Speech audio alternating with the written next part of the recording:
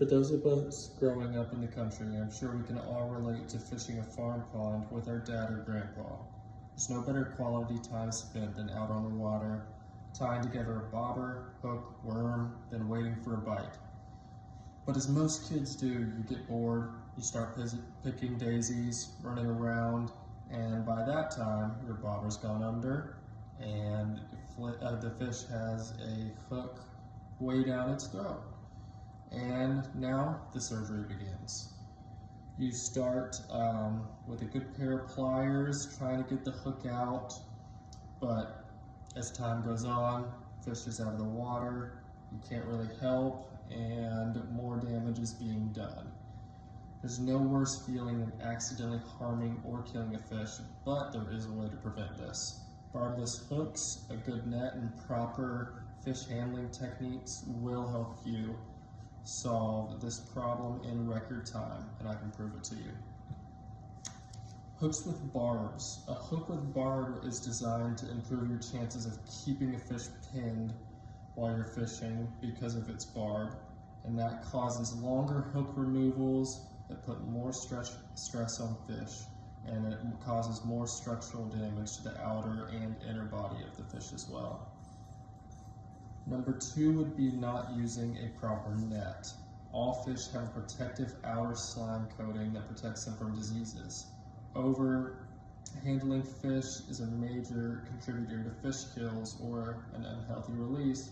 While the fish is out of the water, being handled by hand without a net, you are drying out its protective mucus coat that is essential for survival. Third issue being throwing fish back, or also not reviving the fish afterwards.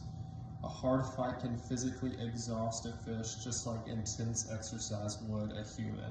So taking the time to not throw the bit fish back and revive it can greatly increase its chance of survival. How we solve these solutions? Barbless hooks.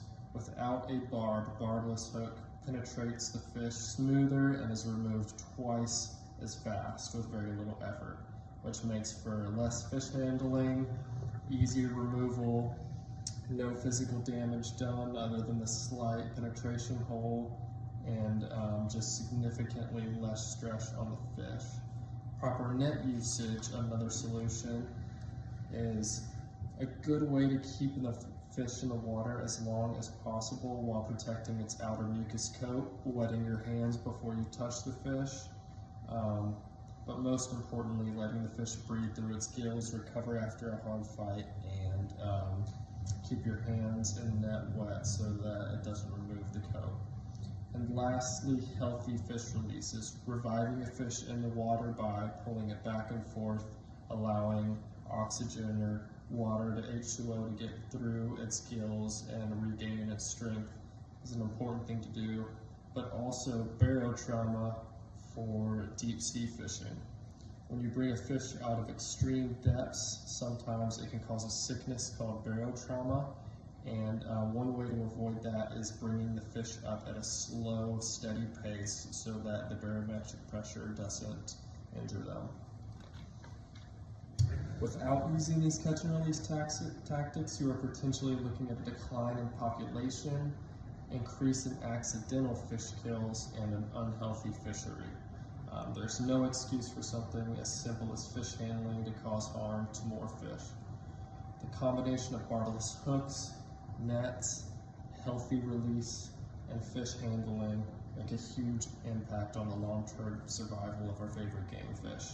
The ultimate goal is to ensure that our kids and grandkids grow up with the same or better outdoor opportunities as we do. Encouraging and educating all your friends and family members on the importance of conservation will help spread this message.